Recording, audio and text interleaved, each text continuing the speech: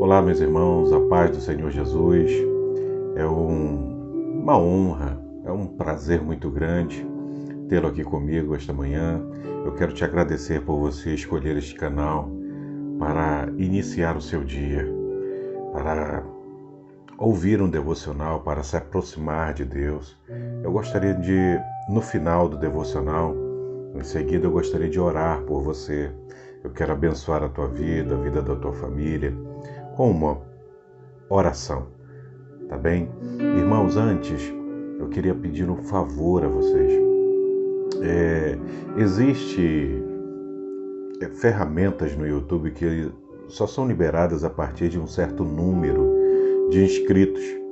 Então você pode dar o joinha, você pode compartilhar, mas se você quiser nos ajudar realmente, é se inscrevendo em nosso canal.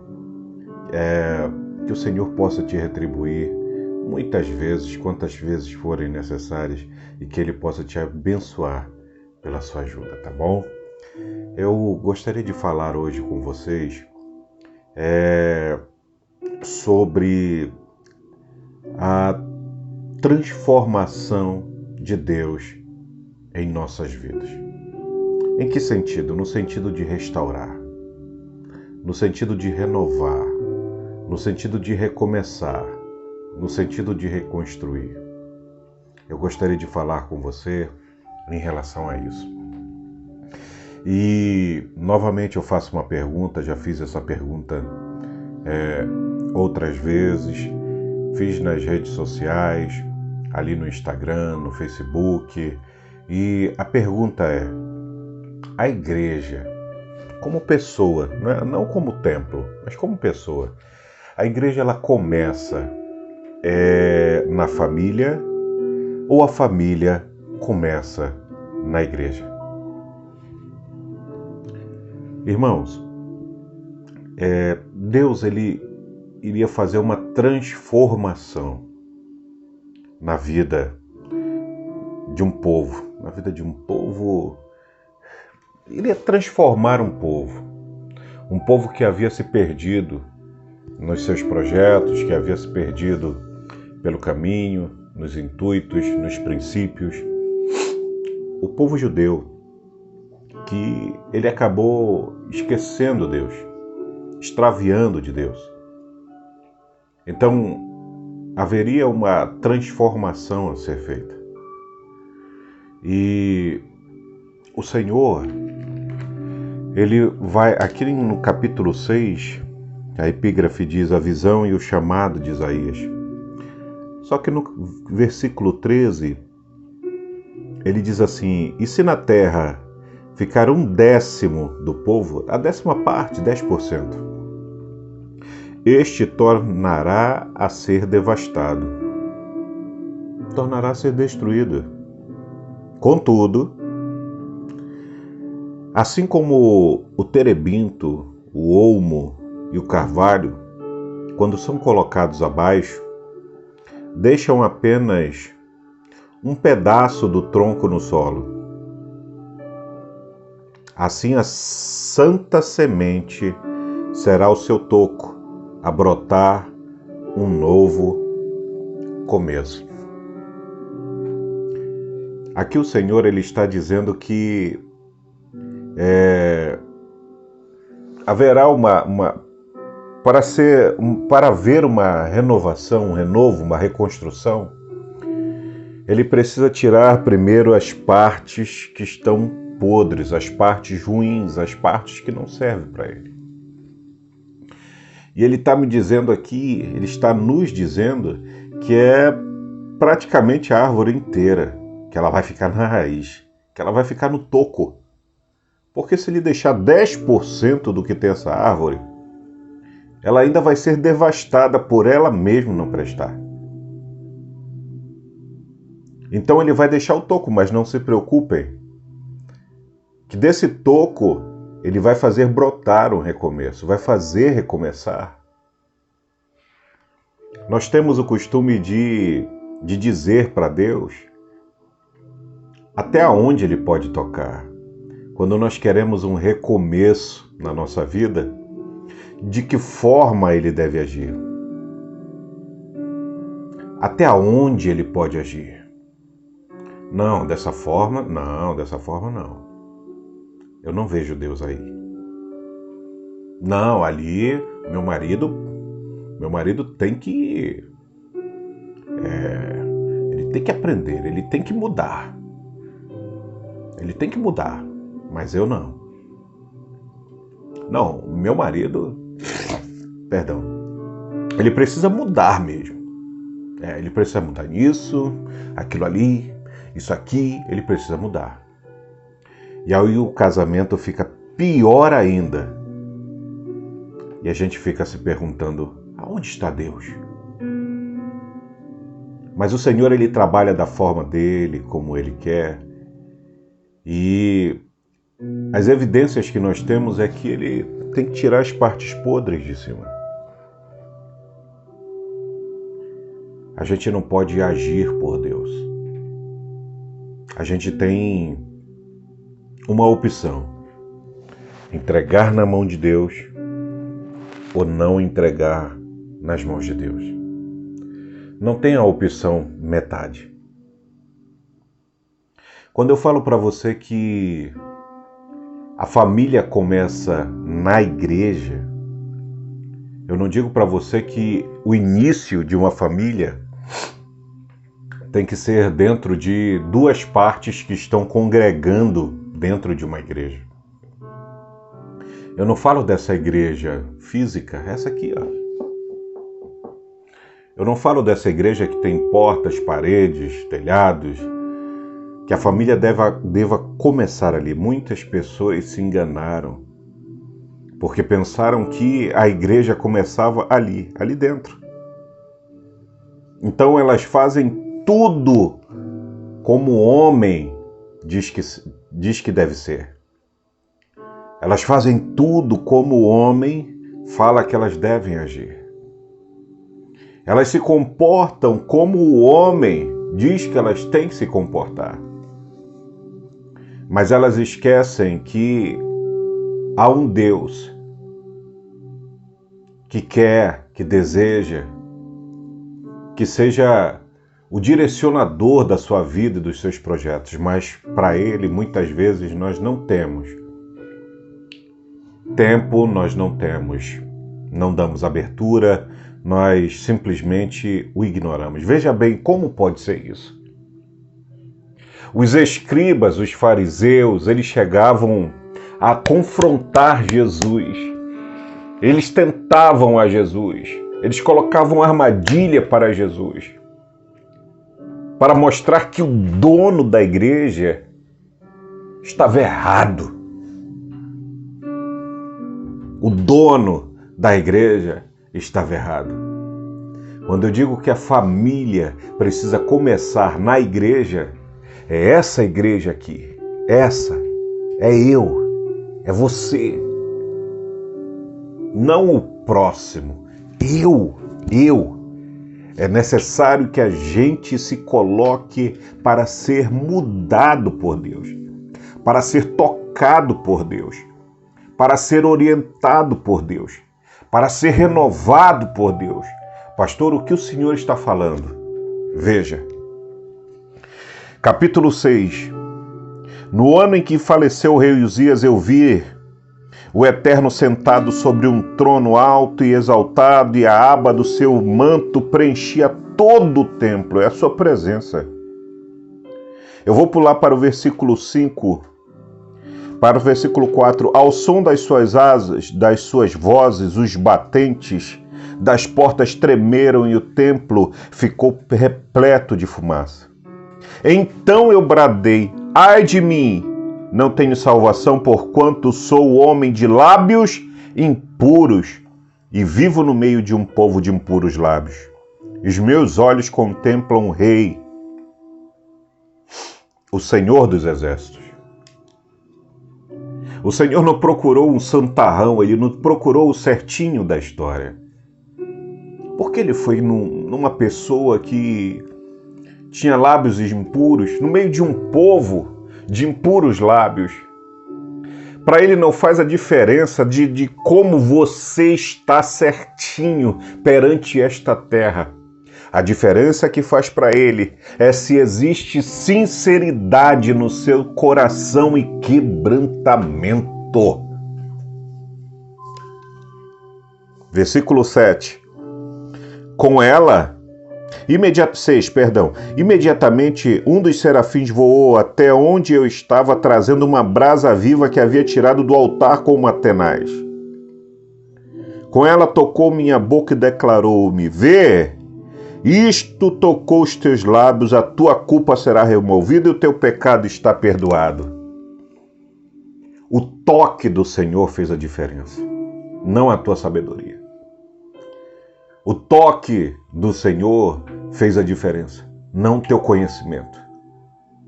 O toque do Senhor fez a diferença, não a tua força. O toque do Senhor fez a diferença, não essa tua santidade própria. O toque do Senhor fez a diferença.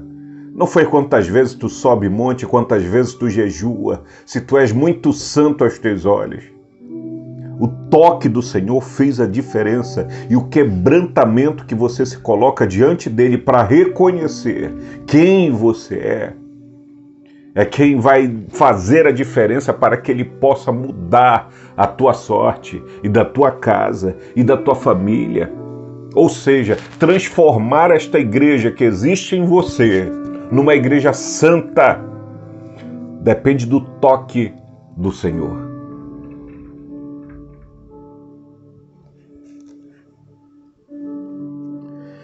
Versículo 8, em seguida,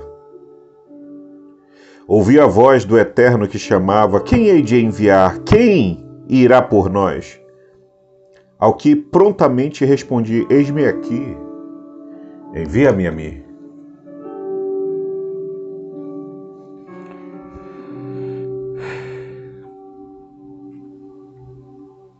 Que o Senhor possa abrir a tua mente, possa trazer clareza na tua mente, para que você possa entender que depois que ele toca em você é que há a diferença, que você se sujeita a esse toque do Mestre, é que há a diferença. Deixa eu ajeitar aqui um pouquinho. É que há a diferença. É que ele pode te enviar. E por mais que você fale, ele precisa tocar do outro lado também. Que vai ter muita coisa que precisa ser retirada. Não vai ser do teu jeito, mas ele é o autor que consegue ver o que precisa retirado, não nós. Então, se você quer que ele trabalhe no teu casamento, permita que ele faça, não você. Se você quer que ele trabalhe na sua vida, permita que ele faça e não você. Se você está disposto e precisa mudar de uma igreja para outra, permita que ele te mostre, que ele te conduza e não você. Para que ele possa, porque nos seus olhos, para você só vai ver talvez o caos, só vai ver a coisa piorando. Piorando. Olha como diz aqui. E ele me respondeu: vai e dize a este povo: podeis ouvir constantemente, mas não haveis de compreender. Podeis ver e continuar a ver sempre, contudo jamais percebereis. Embota o coração deste povo, torna esta gente incapaz de escutar os seus ouvidos e tapa-lhe os olhos. Essas pessoas não enxerguem, que essas pessoas não enxerguem com os olhos, não consigam ouvir mediante os ouvidos e não possam entender com o coração, a fim de que não recebam a conversão e se tornem sãos. Vai piorar. Aos nossos olhos vai piorar. Porque existem coisas que nós não enxergamos que precisam ser retiradas. Existem coisas que nós não enxergamos que precisam ser confundidas. Existem coisas que nós não enxergamos com os nossos olhos humanos que precisam ser atrapalhadas, interrompidas, arrancadas, postas abaixo.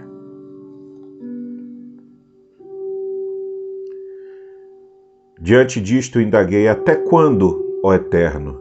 E ele respondeu: até que as cidades estejam em ruínas e sem habitantes, até que as casas fiquem abandonadas e os campos estejam absolutamente destruídos, até que Deus remova para terras distantes o seu povo e no seio da terra reine total solidão.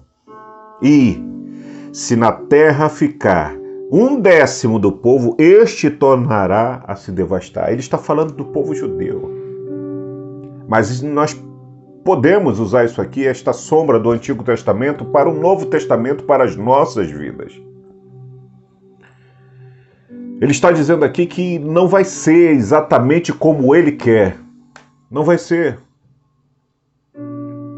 Não vai ser como nós queremos. Perdão, não vai ser como ele quer. Eu me coloquei erroneamente.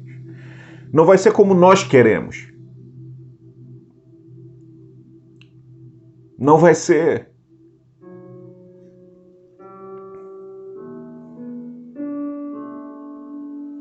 O Senhor tem uma forma de trabalho e Ele conhece muito mais do que nós conhecemos. Não se preocupe. Por mais que reste apenas um toquinho da árvore,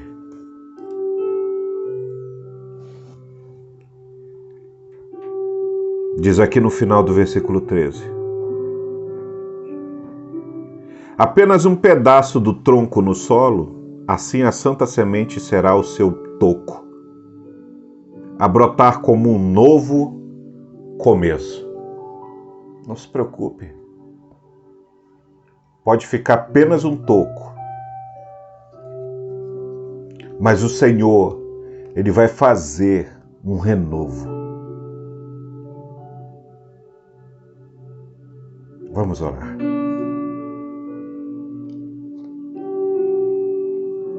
Soberano Deus e eterno Pai que está nos céus, em nome do Teu Filho amado Jesus, eu quero Te agradecer, Senhor, por esse dia, eu quero Te agradecer por esse momento.